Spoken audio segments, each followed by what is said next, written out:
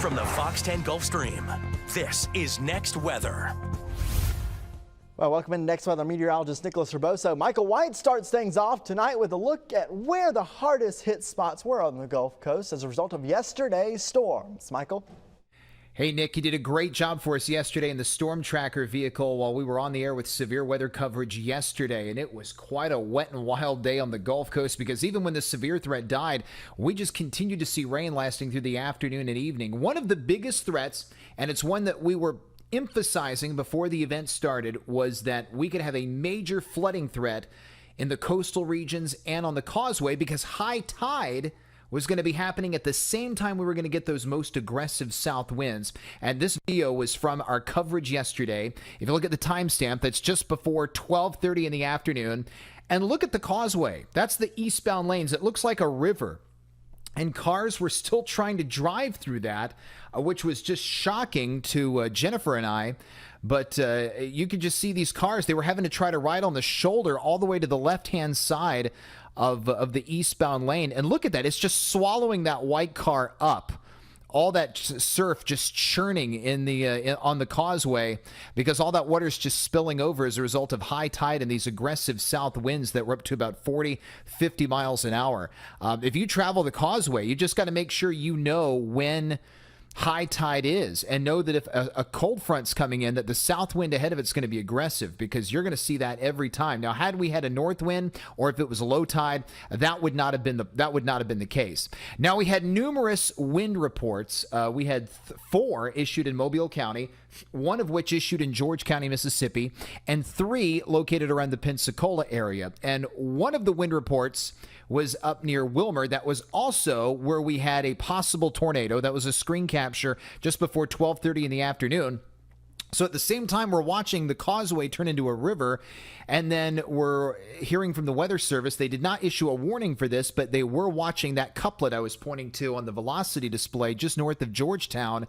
And lo and behold, there was an EF1 tornado. It was very brief, but an EF1 tornado did drop. It began on Brighton Court, and it removed the roof of a home. Now, thankfully, there were no fatalities in this, but that was 1 mile just northeast of Georgetown is where that tornado occurred, and that occurred right around just before 12:30 in the afternoon while we were on the air. That's the only confirmed tornado for our area with that event. So that's at least a bright spot. But we did have a lot of trees get knocked down. We got a lot of rain, too. And remember, if there's ever a storm system coming in and we get a south wind ramping up at high tide, you're going to always see the causeway flood, just like you'll always see the west end of Dauphin Island flood. Hopefully, the vehicles that were in that video are A-OK. I certainly hope they are.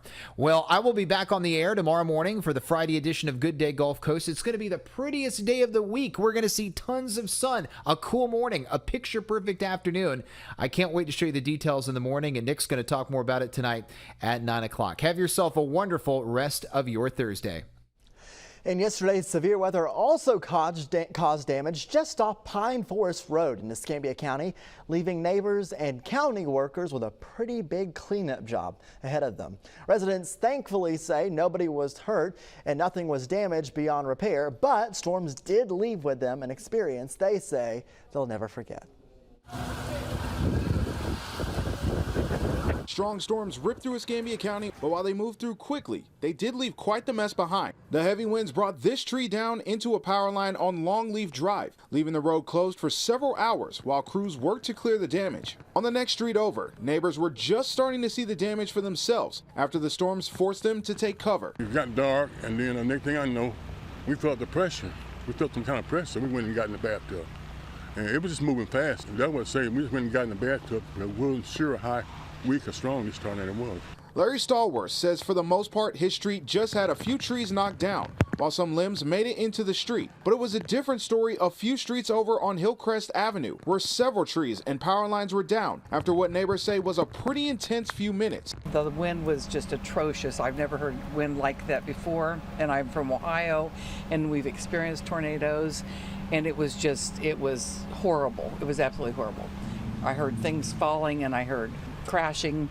I thought my house was going to cave in. Thankfully, it didn't, but this tree fell in Nancy Justice's front yard, And the wall from her carport fell in on her car. One of her windows was also shattered, but it's how it happened that surprised her the most. A shingle from across the road from their roof went through it because we had the shingle in there, and that's all that was in there was a piece of a shingle. So that was how intense the wind was. We were safe. We were protected. We have a Savior that protects us, so we're okay. And new information in from the National Weather Service in Mobile does say that there were tornadoes that happened in northwest Florida. Take a look at this, a storm survey update. A brief EF1 tornado with winds of 110 miles per hour in southern Escambia County near Bellevue. And then an EF1 with winds of 105 in Santa Rosa County near Pace. Now, more information will be released today and in the coming days about all the severe weather that we had yesterday. Taking a look at the forecast for tomorrow, as we mentioned, it is going to be much better out there. Buckets of sunshine. The weekend forecast, if you have any plans, also looking great. Sunshine, temperatures getting a little bit warmer in the afternoons. And then there's that 7-day outlook. Not a chance of rain all the way through the next 7 days. A few more clouds, though, by the end of it. Looks like we could see a very small one maybe at the end of next week. We thank you for joining us here on Next Weather.